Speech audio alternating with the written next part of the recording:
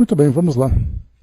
O Livro dos Espíritos é o nosso roteiro de hoje, parte 2ª do Mundo Espírita, o Mundo dos Espíritos, capítulo 6º da Vida Espírita, e nós vamos para o item, as duas últimas questões, escolha das provas, perguntas 272 e 273. Né? Então nós vamos aqui para finalizarmos esse nosso encontro.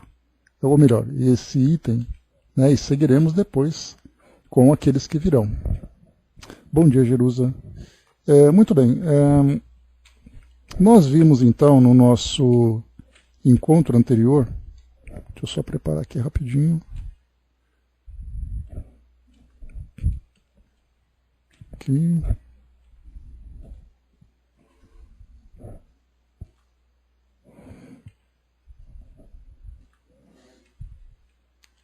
Vamos lá. Então nós vimos aqui no nosso encontro anterior as questões 270, 271. Kardec, em especial na questão 271, ele fez aqui um questionamento que serve como introdução para os temas das duas questões seguintes. Né? Então ele perguntou, estudando na erraticidade as diversas condições em que poderá progredir, como pensa o espírito consegui-lo nascendo, por exemplo, entre canibais? Né? Então, só para reforçar o tema aqui, nós tivemos, por exemplo, no início, quando ele fala estudando na erraticidade as diversas condições em que poderá progredir. Então a gente pega essa primeira parte, que fala sobre esse estudo, essa preparação, todo esse cuidado que o espírito tem de esclarecer-se a respeito do propósito da nossa própria existência, que inclusive nós temos ainda muita dificuldade de compreender, né? Qual é o sentido da vida, é aquela pergunta geral, né, que a própria filosofia traz. Então nós ficamos nos perguntando qual é o sentido, e a partir do momento que entendemos que, embora não entendamos o sentido, mas entendamos quais são os nossos propósitos, que significa sempre crescer, evoluir, progredir, nós passamos então a compreender os mecanismos que nos levam a esse crescimento. E nesse caso, esses mecanismos são as leis, são as nossas ações, causa e efeito, então tudo aquilo que nós vamos aprendendo gradualmente. E o espírito, então, no plano espiritual, ele vai adquirindo esse conhecimento, ele vai assimilando essas novas ideias.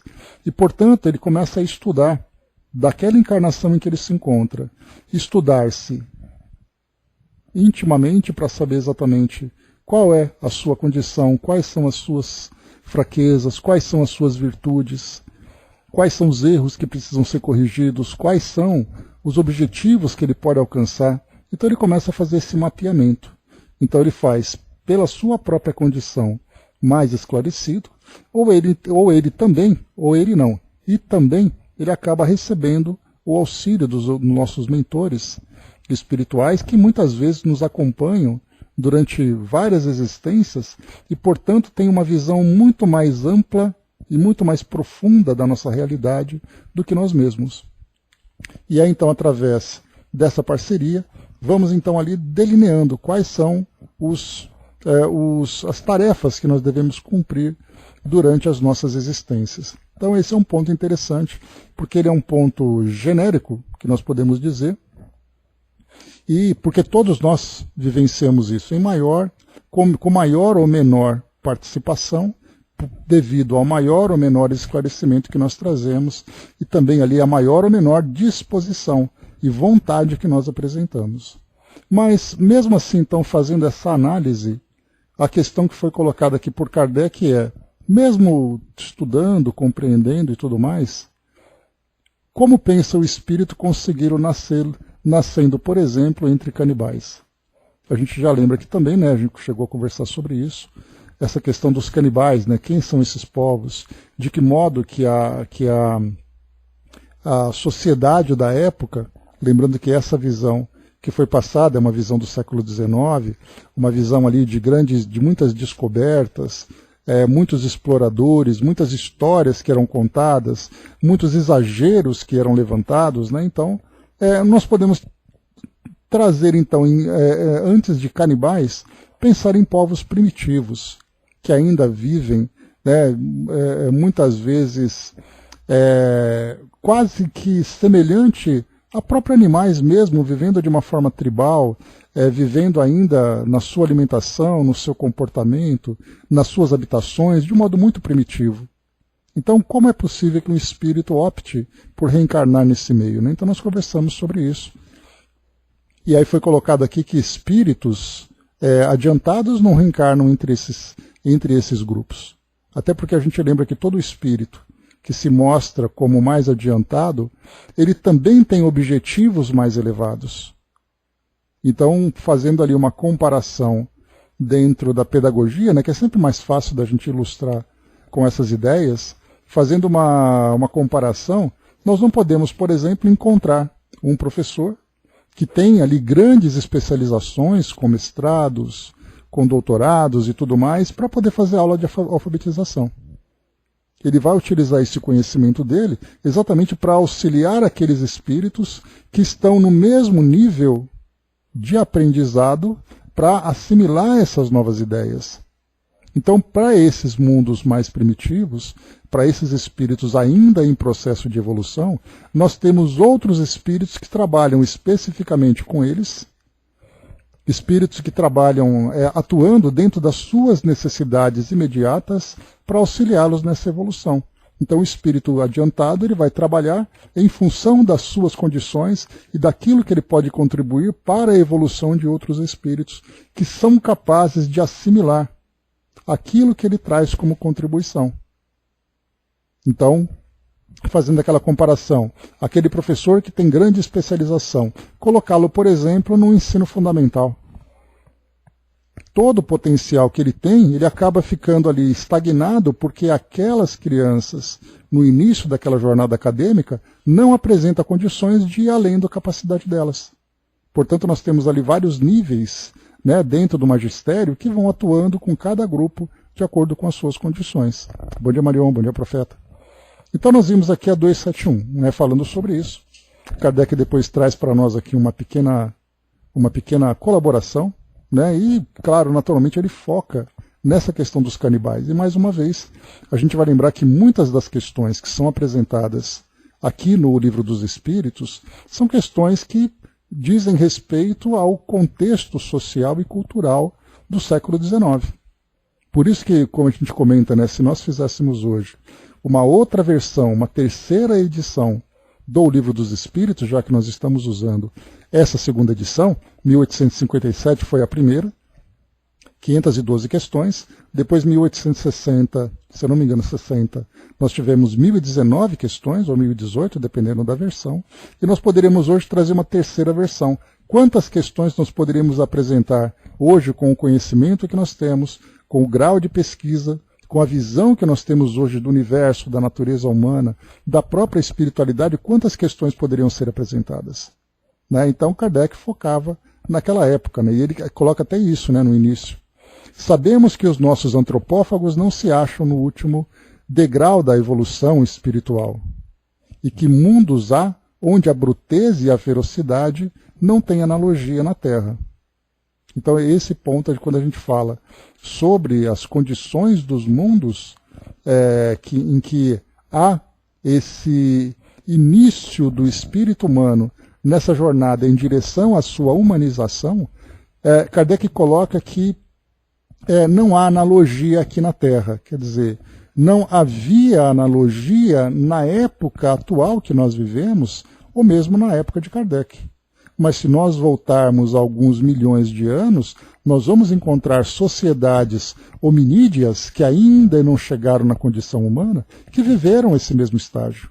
E hoje nós temos aí, né, todos os estudos da paleontologia, da arqueologia, que vão estudando o comportamento humano e pré-humano também. Então, quando fala que não tem analogia na Terra, quer dizer, não tem mais. porque o nosso planeta passou por esse processo de evolução, acompanhando a evolução dos espíritos que aqui habitavam, até o momento em que ele chega na condição, saindo do primitivismo, saindo de mundos primitivos, conforme Kardec classifica para nós, e passando para o mundo de provas e expiações, esses espíritos, então, vivendo como espíritos de provas e expiações, começam, então, a apresentar um esclarecimento melhor, começam a apresentar valores que estão se desenvolvendo naquele início, para chegar na condição que nós temos hoje.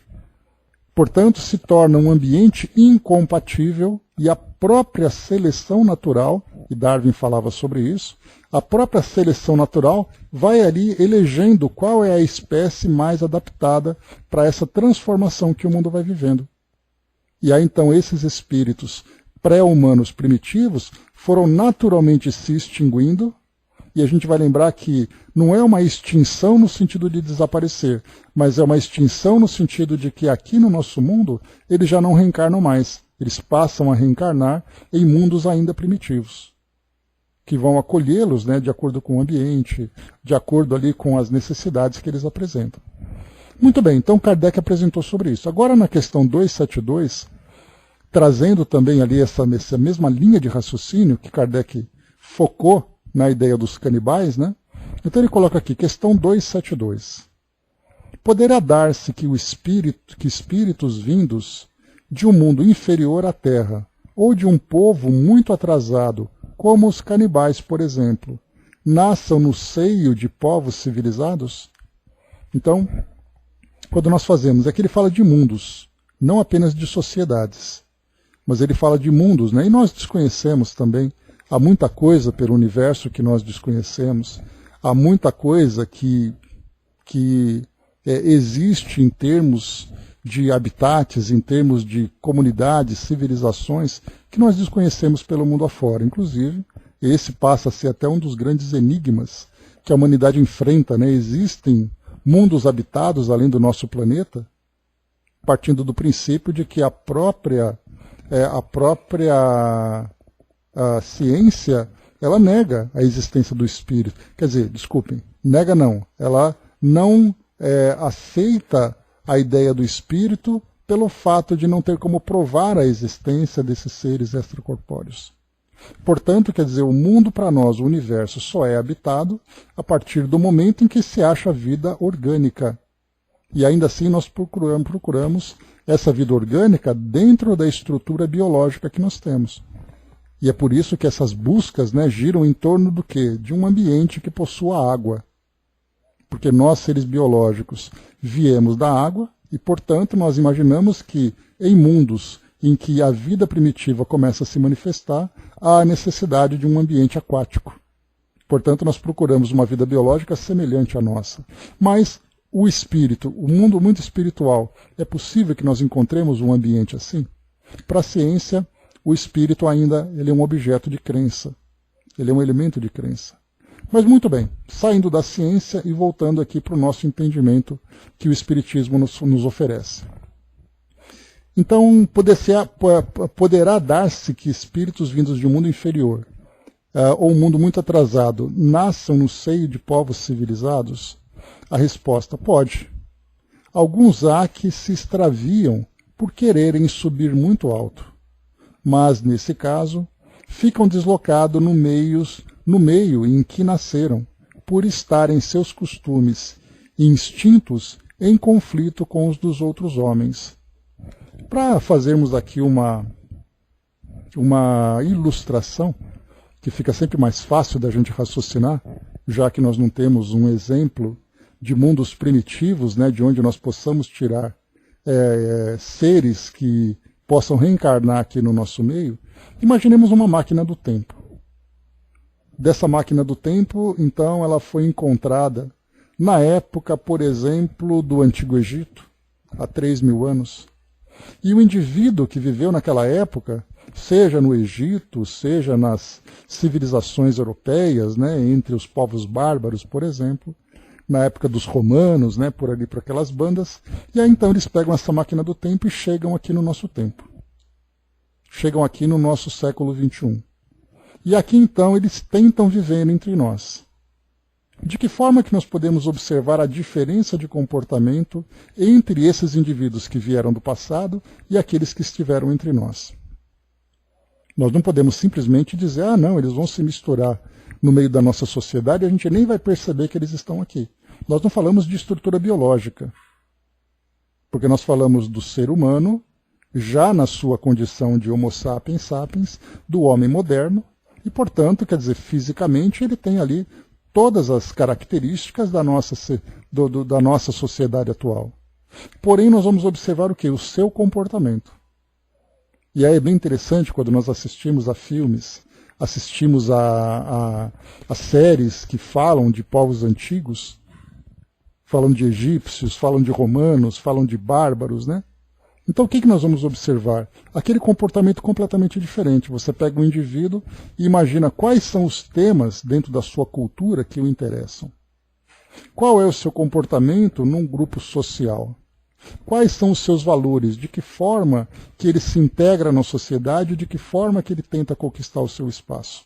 Ele vai mostrar todo o embrutecimento daquela época. Porque é bem interessante a gente perceber que os livros de história, eles contam aqueles fatos mais marcantes das antigas civilizações. Mas se nós pudéssemos olhar o dia a dia daquelas pessoas, nós veríamos ali um comportamento que para nós hoje é assustador. E nem precisamos chegar entre canibais. Quando se fala aqui sobre aquelas sociedades tribais que se encontram ali naqueles continentes, como por exemplo a América do Sul, na África, na Ásia, na Oceania, em que nós vamos encontrar aqueles grupos isolados que têm ali um comportamento bem característico deles. Em que o canibalismo pode acontecer? Em algumas sociedades sim. Porque isso faz parte de um contexto cultural que eles vivem, né? Por exemplo, cerimônias de despedida de pessoas importantes dentro daquela comunidade, entre guerras, como acontecia, né, na época dos portugueses, por exemplo, quando eles chegaram aqui no Brasil, lá por volta de 1500, né, eles chegaram ali em 1500, mas dali para as décadas seguintes, eles começaram a se integrar, começando, por exemplo, por a capitania de São Vicente, que é aqui. Um canal para mim. Eles chegaram, por exemplo, aqui na capitania de São Vicente, aqui em São Paulo, e eles encontraram simplesmente aqui os tamoios. E os tamoios eram uma sociedade que era canibal. Uma sociedade primitiva, uma sociedade extremamente agressiva. Mas basta nós pensarmos não especificamente nesses grupos que trazem essas características, né? Muitas histórias eram contadas na Europa naquela época para impressionar, né, os grandes exploradores, e Darwin foi um deles, só que Darwin focou muito mais naquela parte da natureza. Nós não tivemos exploradores que procuravam conhecer as sociedades humanas primitivas. E eles, sem dúvida, encontraram esses comportamentos.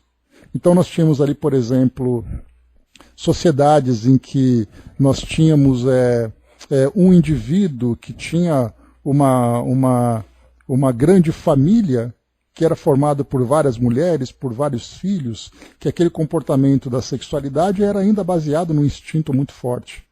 Aquelas sociedades em que a agressividade, vemos filmes ali, por exemplo, das sociedades pré-colombianas, em que nós tínhamos execuções, aquelas piras em que se deitavam pessoas, arrancavam o coração e oferecia para o céu. Pelo menos essa interpretação que os nossos antropólogos atuais fazem, né? Já que não tinha nada preciso sobre aquele comportamento, mas os indícios que eles viam levavam a essa ideia, a essa conclusão, pelo menos por enquanto. Então o que faz assim, por exemplo, eu vou reencarnar agora? Posso reencarnar naquele grupo, conforme na questão 271? A pergunta é, para que você vai reencarnar lá? O que você pretende exatamente fazer naquela comunidade? A ideia que você traz de querer, por exemplo, alfabetizar, de você querer criar um conjunto de leis, de você desenvolver uma cultura, desenvolver uma ciência, aqueles povos são capazes de assimilar tudo isso? Ou você tem que trabalhar primeiro ali nas suas raízes para começar a mudar aquele comportamento mais básico? E muito bem, e o contrário também acontece, como é o que a gente viu aqui. Aquelas pessoas que vivem nessas comunidades, o espírito acabou de ser, por exemplo, executado, ou ele desencarnou numa batalha feroz. Ele pode, numa próxima encarnação, pedir para reencarnar numa sociedade atual nossa? Então ele pode, mas naturalmente vai perceber que ele vai destoar, ele vai mostrar ali um grande contraste com a sociedade atual, embora nós encontremos aqui seres que são ainda muito violentos no seu comportamento. Mas pode acontecer. Mas a pergunta que nós apresentamos é, para que ele vai reencarnar aqui no nosso meio? Como já aconteceu outras vezes, né, eu sempre menciono para vocês algumas passagens, mas às vezes são passagens que eu vi há tanto tempo que eu não me lembro exatamente aonde. Mas eu vou pesquisar, né, como aconteceu com o Sr. Jobbar, que eu sempre falava para vocês da antecipação da desencarnação dele, mas eu não lembrava onde era. E eis que a revista espírita que nós estudamos mostrou essa passagem, então confirmou aquilo que eu estava dizendo. Mas tem uma outra passagem que eu preciso também pesquisar, que se eu não me engano é no livro Céu e Inferno, em que tem ali um espírito que ele é muito bruto, e depois o esclarecimento é que ele pediu para reencarnar como prova numa sociedade atual. E eis que chega nessa sociedade atual, ele se transforma num assassino. Porque o seu comportamento agressivo fazia com que ele resolvesse as coisas do modo mais simples, eliminando e tomando aquilo que ele queria. Porque era assim que ele tinha ainda nos seus valores. Mas eu vou achar essa passagem, depois eu trago aqui para ilustrar isso para nós, né? Então pode, mas eles vão se destoar de uma forma muito clara da sociedade atual. Uma sociedade mais civilizada, quer dizer, nós temos ali um conjunto de leis, de comportamentos, de culturas que nós desenvolvemos ao longo desses tantos e tantos séculos, que quem viveu no passado ainda não conseguiu assimilar tudo isso. E o embrutecimento do passado, para ele, é algo natural. E o nosso comportamento do presente acaba sendo para ele algo que ele não consegue ainda alcançar. A Mami colocou, né? Eles achavam que era necessário ingerir o oponente para incorporar a nobreza, a coragem, por exemplo, né? Então esse era um dos comportamentos que se tinha naquela época com relação ao canibalismo. Absorver as suas virtudes, né? Absorver a sua sabedoria, então isso também tinha naquela época. A Angelina colocando, fico feliz pelo comportamento dos jovens brasileiros nas disputas na França, né? E são seres simples, né? Meninos e meninas. Quer dizer, naturalmente nós vamos mudando. E é interessante que a própria violência que acontece hoje na sociedade planetária, né? Quando nós falamos sobre conflitos que acontecem entre nações, como nós vemos, né, na Ucrânia, como nós vemos no Oriente Médio, na Palestina, com Israel e tudo mais, ou mesmo esses conflitos urbanos que nós encontramos nas grandes cidades, como São Paulo, Rio de Janeiro e outras grandes cidades, grandes capitais, nós percebemos que esses comportamentos continuam ainda acontecendo, devido às imperfeições morais que nós trazemos. E essas imperfeições morais, principalmente com relação ao egoísmo, ao orgulho, comportamentos, por exemplo, como a própria agressividade, os crimes sexuais que acontecem por causa desse impulso ainda não dominado que muitos indivíduos apresentam. Então nós encontramos tudo isso, mas o detalhe é, isso ainda existe. E esses indivíduos que se comportam dessa forma, certamente são ainda indivíduos atrasados, embora vivendo num mundo como o nosso. Mas nós percebemos claramente que a nossa sociedade hoje fica chocada com esses comportamentos. Se no passado nós resolvíamos as coisas de um modo natural e achávamos isso muito normal, hoje não. Hoje nós ficamos chocados. Então, com o passar do tempo, nós vamos nos modificando. Basta lembrar, por exemplo, que uma das grandes marcas da humanidade foi a Segunda Guerra Mundial. Vendo ali mais de 20 milhões de pessoas que desencarnaram naquele ambiente de violência, entre combatentes e entre civis, comportamentos que aconteceram durante a guerra e tudo mais, isso forçou a sociedade planetária a criar, por exemplo, a ONU. E essa ONU serviu para quê? Para que todos os países conversassem, dialogassem sobre seus conflitos, para evitar que aquilo voltasse a acontecer. E aí é muito bacana a gente pensar não apenas no comportamento dos líderes daquela época, mas pensarmos também na grande mobilização dos espíritos, para inspirar esses líderes a criarem esse organismo para ajudar no desenvolvimento da nossa sociedade. Então, por isso, nós vamos encontrar que sim, há espíritos que querem reencarnar entre nós, na nossa sociedade atual.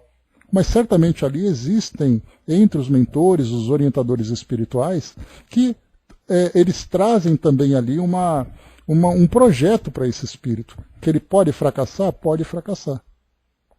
Aquela sociedade que vai recebê-lo é uma sociedade que tem necessidade ou merecimento para receber um espírito daquela natureza? Certamente que sim. Então existem ali propósitos que nós não compreendemos. Porque isso vem de esferas tão elevadas e tem ali uma visão tão diferenciada da nossa simplista e objetiva aqui como seres encarnados, que nós não compreendemos por que isso tem que acontecer. Por que permitem que tais espíritos reencarnem entre nós? Por que permitem que eles se comportem dessa forma? Não sabemos. Mas cada sociedade tem ali a sua necessidade, o seu propósito. Então, é possível que isso aconteça? Sim, é possível. Isso acontece com frequência? Já podemos, pela própria lógica, entender que não. Porque, do contrário, a presença desses seres primitivos entre nós acabaria muito mais prejudicando o nosso desenvolvimento, já que nós teríamos que conviver com essa violência que é gratuita, entre aspas, pelo fato dos espíritos se comportarem assim pela própria natureza. E para nós, quer dizer, para eles também não teria muito propósito, não teria ali algo vantajoso para a sua evolução. Então nós vemos assim que isso acontece de formas esporádicas e não de uma forma frequente. A Mami colocou, né, hoje nos horrorizamos diante da violência, apesar de praticarmos o olho por olho, né, de uma forma mais sutil, quando queremos punir na mesma proporção da violência do crime, né? Felizmente esse olho por olho não é arrancar o olho como se arrancava no passado. A gente deseja, né, que o outro sofra aquilo que fez sofrer, mas a gente vai percebendo que as nossas próprias leis mudaram. Basta a gente lembrar que aqui no Brasil uma coisa muito simples, para perceber a evolução da nossa sociedade, e a gente vai ter a oportunidade de estudar sobre isso quando nós passarmos para a terceira parte do Livro dos Espíritos, das leis morais, quando nós falarmos sobre as leis do progresso. E ali Kardec, num dos pontos, ele toca sobre a legislação da nossa atualidade. Se nós pegarmos, por exemplo, hoje, as leis da nossa sociedade, Código Civil, Código Penal, as constituições, de modo geral, da atualidade, e fizermos uma comparação com aquilo que acontecia há 100 anos, há 200 anos, nós veríamos uma sociedade completamente diferente. Basta lembrar que no Brasil nós tínhamos a escravidão, que era algo regido por leis, que trazia a permissão de um indivíduo submeter o outro como uma propriedade. E isso era legal. Inclusive as punições, se ele fugir, aquele que é o dono do escravo, ele tem direito de puni-lo da forma que for mais conveniente. As penas de morte que nós encontrávamos, nós acompanhamos aqui Kardec, muito daquilo que ele nos apresenta nos remete para o século XIX. E aí nós fazemos essa viagem no tempo e vemos, por exemplo, ele entrevistando de uma forma proveitosa para o nosso aprendizado, mas que ele pegava isso nos jornais. Kardec era bastante atento a isso. Quando ele via alguma desencarnação ou algum indivíduo que apresentasse algo que pudesse ser instrutivo em termos de conhecimento do mundo espiritual, ele entrevistava, por exemplo, pessoas que foram decapitadas. E essas pessoas foram decapitadas segundo as leis da França do século XIX. E hoje a decapitação é aceita? Lá na França não.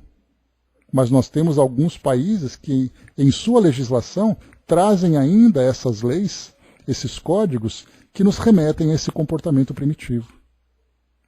Países, por exemplo, islâmicos, países do Oriente Médio, que são teocráticos, né, colocam na sua legislação o direito, por exemplo, de punir uma mulher com apedrejamento, caso ela seja adúltera.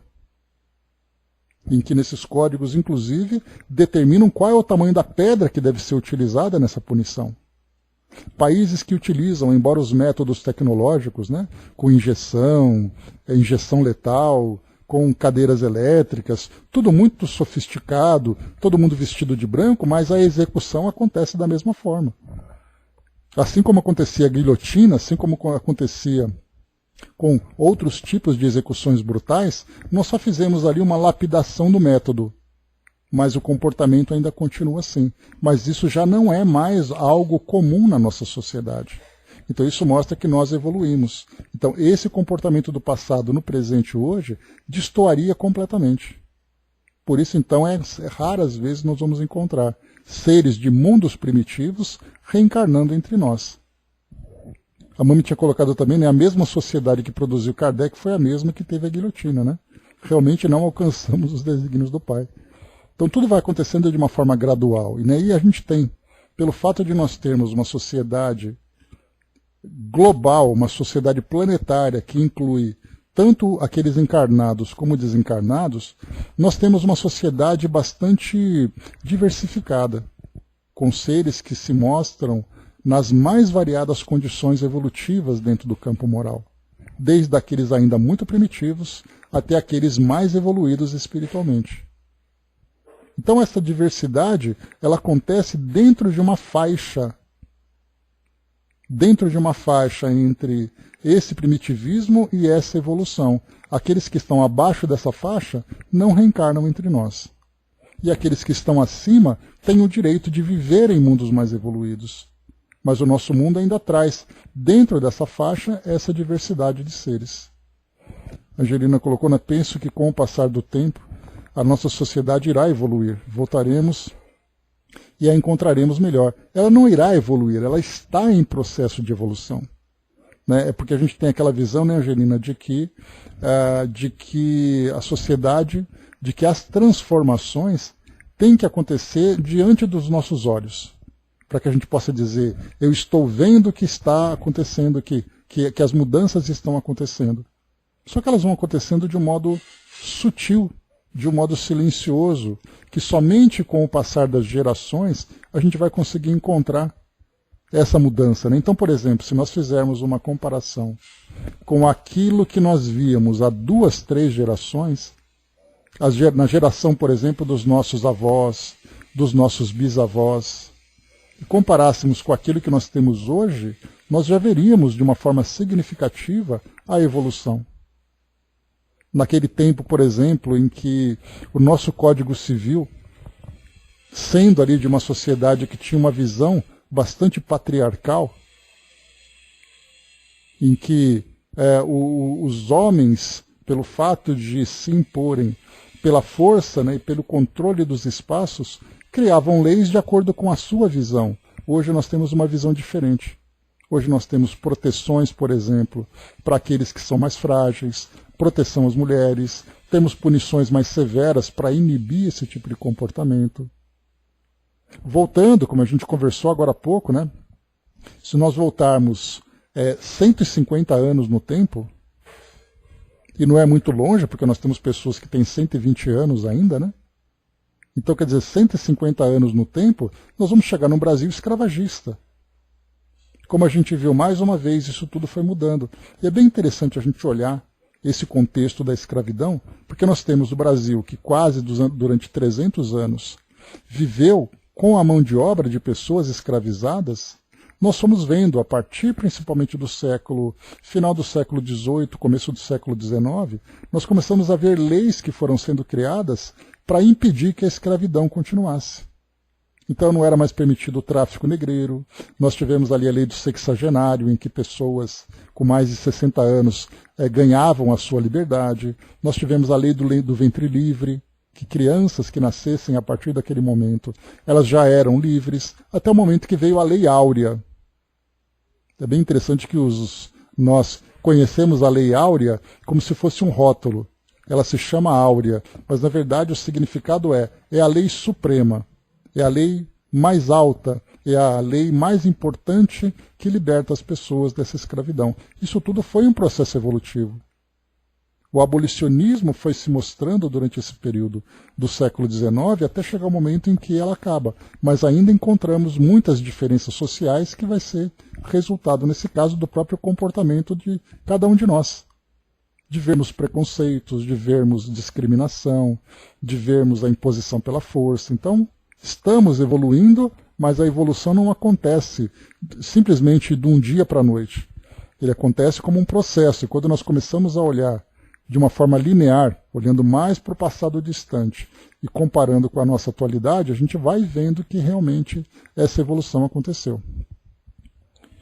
A Mami colocou também, né, hoje vivemos a transformação do consumo predatório para um mais consciente, né, menos egoísta, buscando respeitar a natureza, os animais, né, e realmente vemos que esse comportamento é realmente um comportamento válido. Né, e os códigos éticos vão se aperfeiçoando na medida em que vamos nos elevando. Afinal de contas, né, esses códigos éticos, eles são resultado da nossa própria conscientização. Nós nunca veremos, por exemplo, uma lei sendo criada para que ela não seja aplicada, simplesmente uma lei criada por fantasia. Nós vamos sempre encontrar leis que estão de acordo com a nossa capacidade de responder a ela. Então foi criado, por exemplo, uma lei que já não permite mais no nosso país a pena de morte. Lembrando que o Brasil, né, tem pena de morte apenas em casos em que acontecem guerras, né, o que aparentemente isso não acontecerá mais aqui no nosso país. Mas nós temos, por exemplo, leis que estão se transformando com relação ao aborto, eutanásia, as penas de morte, como nós colocamos. Então nós estamos, com esse processo evolutivo, criando novas formas de regular a nossa sociedade. Porque você tira a pena de morte, mas você encontra outras formas de, infelizmente, punir ainda, porque a gente lembra que o objetivo da justiça é um objetivo de reeducação e de reintegração do indivíduo na sociedade, mas a nossa visão é uma visão punitiva, porque ainda o egoísmo predomina entre nós. Nós vamos encontrar, por exemplo, o perdão. O perdão ele é muito bonito na teoria. Mas na prática, quando nós vemos um crime acontecendo, nós não conseguimos perdoar. Mas o perdão não significa deixar o indivíduo solto. Ele terá que responder pelo crime que ele cometeu. Só que o nosso sentimento se modifica. Nós não queremos, por exemplo, alimentar aquele sentimento de crueldade. Ele fez isso, então a gente vai castigar ele para ele sofrer. E quando nós começarmos a desenvolver essas virtudes mais elevadas, nós perceberemos que, sim, os nossos métodos punitivos ou os nossos métodos reeducativos continuarão presentes. Só que nós aplicaremos isso de um modo diferente daquilo que nós fazíamos até então. Vamos lá, avançando um pouco mais. A gente vê que tem tanta coisa para a gente refletir sobre tudo isso, né, que a gente quase sai do tema.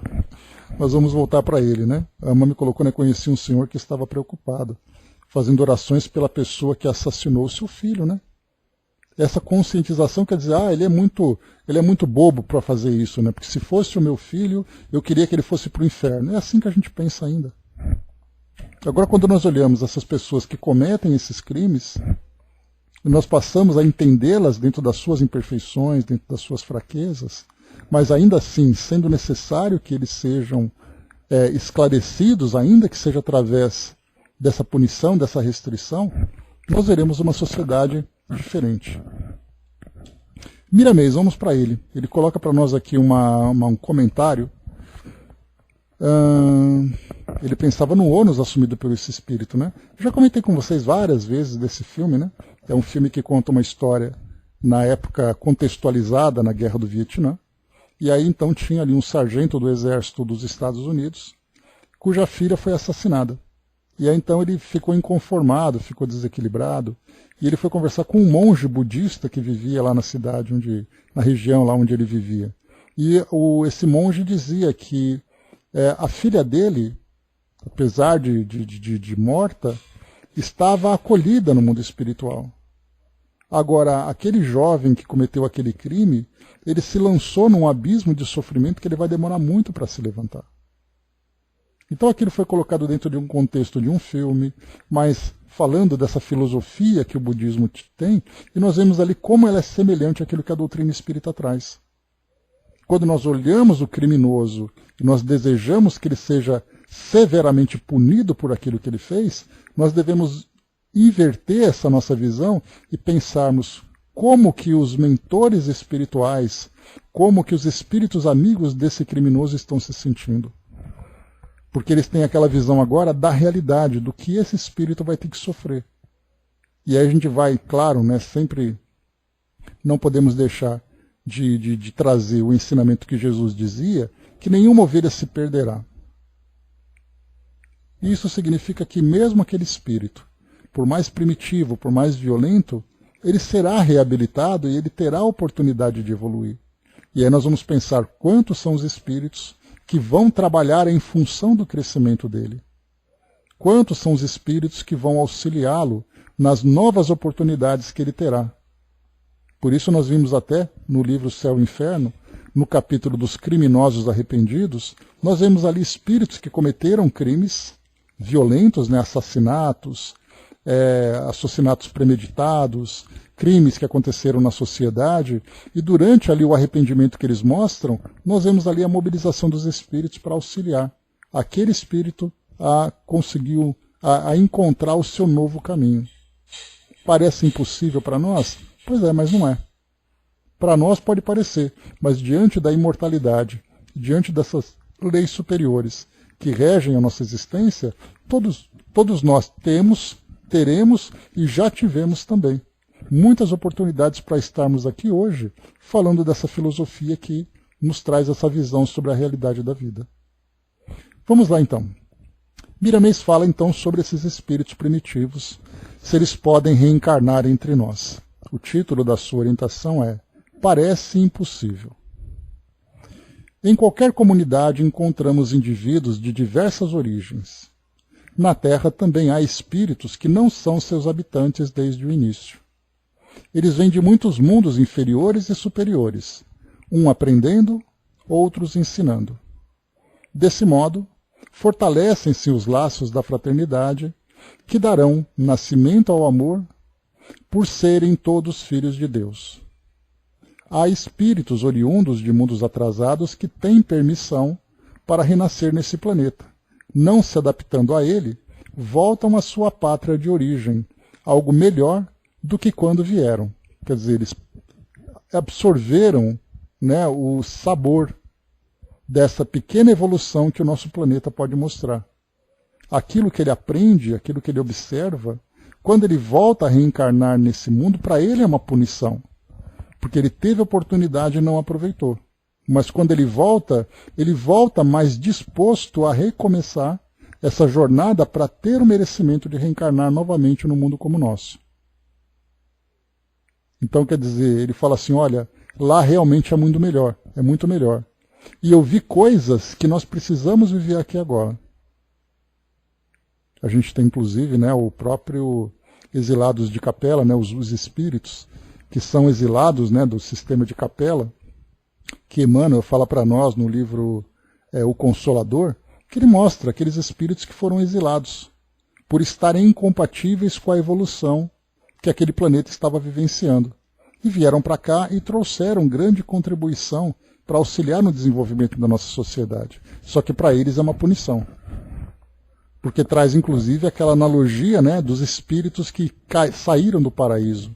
Perderam o direito de viver no paraíso. Que paraíso é esse? Esses mundos melhores de onde eles vieram.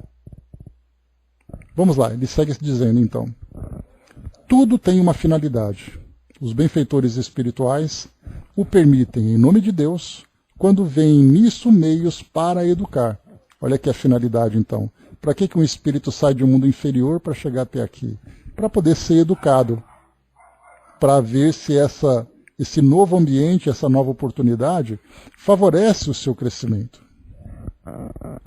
Assim também, em se referindo às tribos mais primitivas, em raros casos, um dos seus elementos tem permissão de reencarnar no meio da civilização. Mas, se isso acontece, logo é percebido pela sua ferocidade dentre os mansos e humildes de coração. Somente não se dá o contrário, de espíritos puros renascerem nas tribos dos canibais, por não haver nisso nenhum objetivo. No entanto, esses espíritos puros visitam em espírito essas tribos, lhes ofertando vibrações diretas para futuro amadurecimento espiritual. Nada é esquecido por Deus. Sendo o Pai de todos nós, assiste a toda a sua criação com a maior solicitude, do batráquio aos animais domésticos, dos peixes às aves, dos rudimentos da matéria à floração da natureza, com as suas nuances de vida.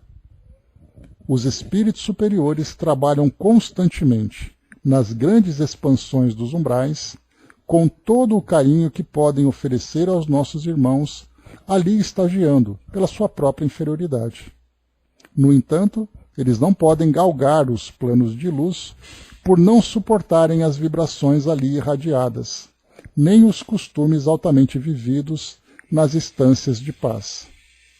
Uns não ascendem por inferioridade, outros descem por amor às criaturas que sofrem.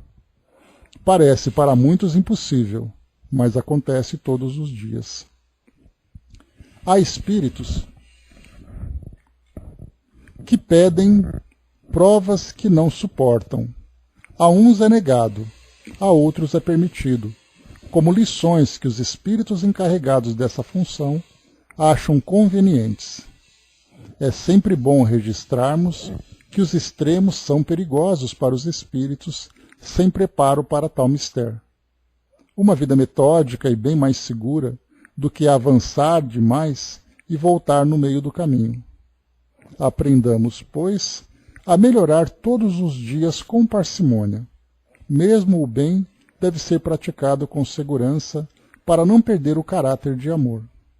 Todo trabalho carece preparo, e esse pede tempo no aperfeiçoamento das qualidades.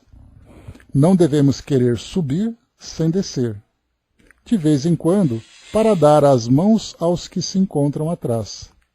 Essa é a lei divina. Se Deus está em toda parte, por que nós outros não podemos estar presentes em alguns dos lugares, mesmo os que não nos convêm por orgulho? Alguém não desce dos planos superiores para nos ajudar sempre? Essa é a misericórdia, transformando-se em caridade, para mostrar que ninguém se encontra abandonado na providência superior. Descer por amor, subir por evolução. Esse deve ser o nosso ideal. Então está aqui Miramês, trazendo para nós essa belíssima mensagem, nos auxiliando aqui na nossa compreensão. Kardec coloca aqui, né, um pequeno comentário, né, devia até ter lido antes, mas vamos lá. Ele coloca o seguinte para nós. Então, primeiro os espíritos respondem que pode, mas os espíritos se sentem deslocados, né, vivendo numa sociedade mais avançada, com comportamentos diferentes do seu. E Kardec coloca o seguinte comentário. Tais seres nos oferecem o triste espetáculo da ferocidade dentro da civilização. Voltando para o meio dos canibais, não sofrem uma degradação, apenas volvem ao lugar que lhes é próprio e com isso talvez até ganhem. Então aqui nesse caso a gente troca o canibal para não ficar focado nesse tipo de indivíduo e a gente pensa em sociedades primitivas. Ele teve a oportunidade de viver numa sociedade mais equilibrada, teve a oportunidade de se desenvolver de várias formas, ele não soube aproveitar e volta para aquele grupo de onde ele saiu. E ali, como Kardec colocou ali, e como Miramês também reforçou, esses espíritos voltam diferentes. Porque eles tiveram, como a gente comentou, o gosto, eles tiveram a oportunidade de sentir o sabor de algo diferente. E aí então eles voltam e rapidamente eles percebem que eles perderam uma grande oportunidade. E aí então, mais esclarecidos eventualmente, eles passam a trabalhar para transformar o ambiente de onde eles vieram. O ambiente onde eles estão agora, né? E a última questão desse nosso item, Kardec pergunta, será possível que um homem de raça civilizada reencarne por expiação numa raça de selvagens? Aqui a gente vai lembrar que esse item, essa pergunta, ela traz como nota de rodapé aquela nota, né, a observação para que observemos a nota explicativa.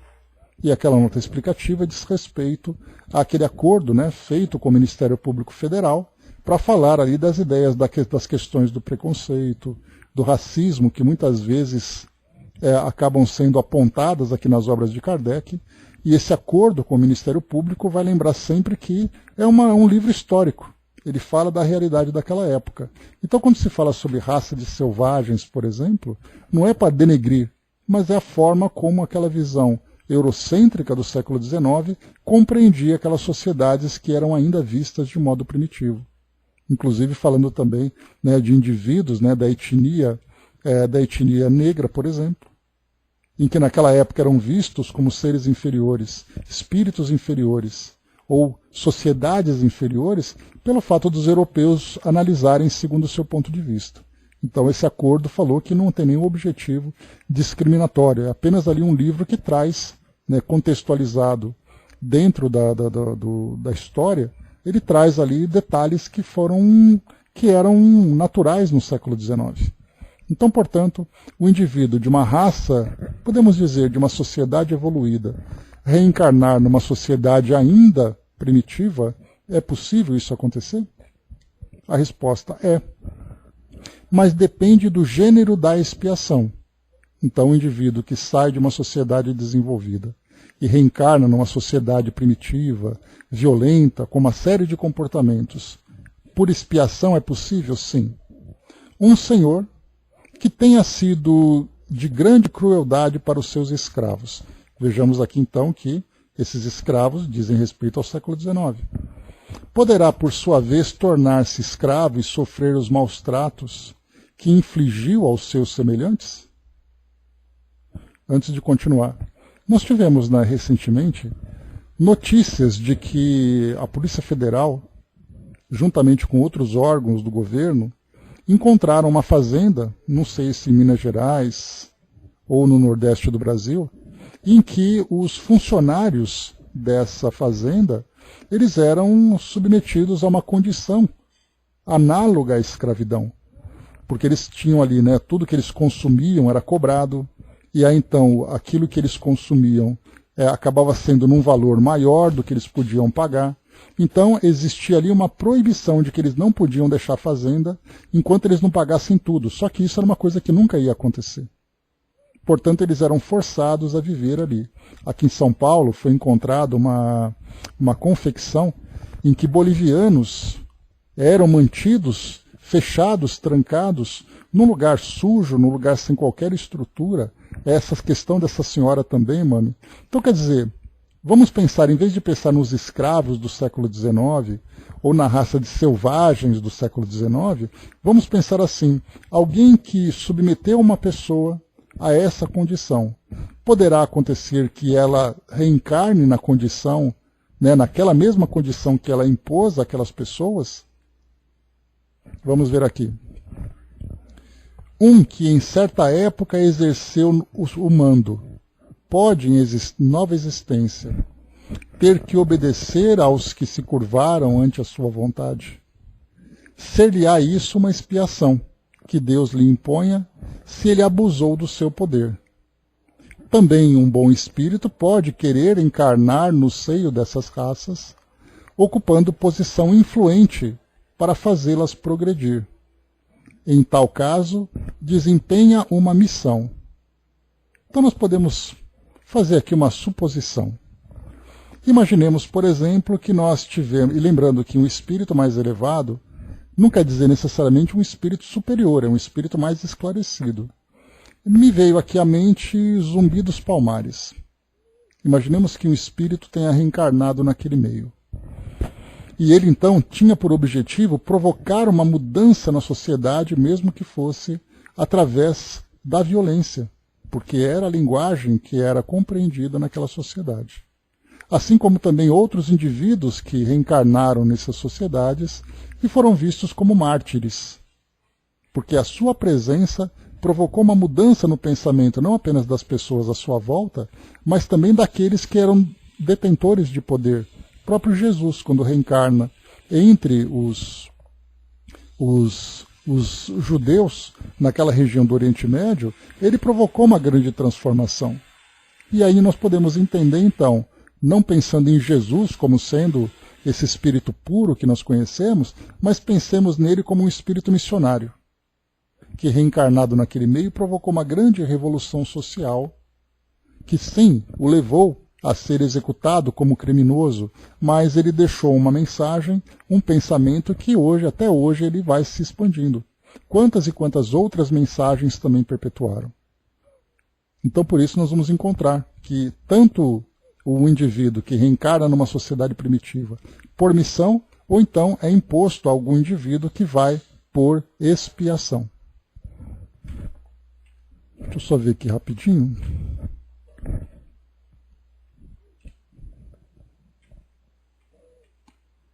Vou só ler para você aqui 2 minutinhos, regressão na forma, só para a gente fechar com o Miramês. Um espírito de mediana evolução pode renascer em uma tribo de selvagens, mas tomando o lugar de destaque naquele ambiente, no sentido de levar os espíritos ali reencarnados a melhores dias e a uma vivência mais agradável. Ele regride de forma, mas não no espírito. O que aprendeu, ele carrega consigo vibrando na alma. Esse é um tipo de prova que se vê constantemente em todo o mundo. É a lei de justiça divina.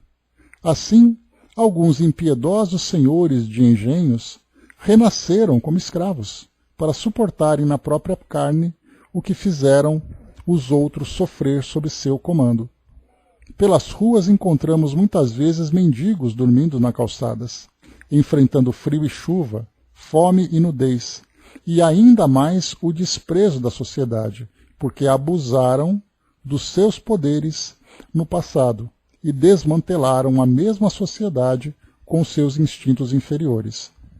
Hoje aparecem no cenário do mundo desprovidos de recursos, abandonados pela própria família que não souberam respeitar. A caridade de Deus é, entretanto, infinita e a misericórdia de Jesus entra em qualquer lugar, abençoando e servindo, e mesmo esses irmãos que se tornaram, em muitos casos, piores que os animais, serão assistidos com roupa e alimento, tendo, de vez em quando, um lugar para descansar o seu fardo. Muitos desses espíritos que já se encontram, saudando os débitos, saem logo das provações.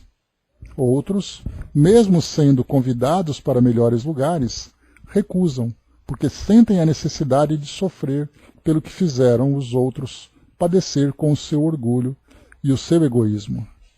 Tudo está certo no mundo. A caridade e o amor nos chamam, não para desfazer o que a lei cobra, mas para aliviar o fardo dos que sofrem. Esse ato de luz prova a existência do Criador. Podemos dizer, voltando ao assunto, que em meio aos selvagens pode haver missionários, em se comparando ao estado evolutivo deles. Espíritos melhores, mas que se tornam bons, a ajudar os mais primitivos a despertarem para o bem e para a justiça, ainda que por processos rudimentares. Mas é bom que se entenda que, nesse meio mencionado, nunca reencarnam espíritos superiores. Espíritos puros, pois sua missão, quando chegam a descer na carne e no meio dos que lhe podem assimilar a lição, como na época da vinda de Jesus à Terra.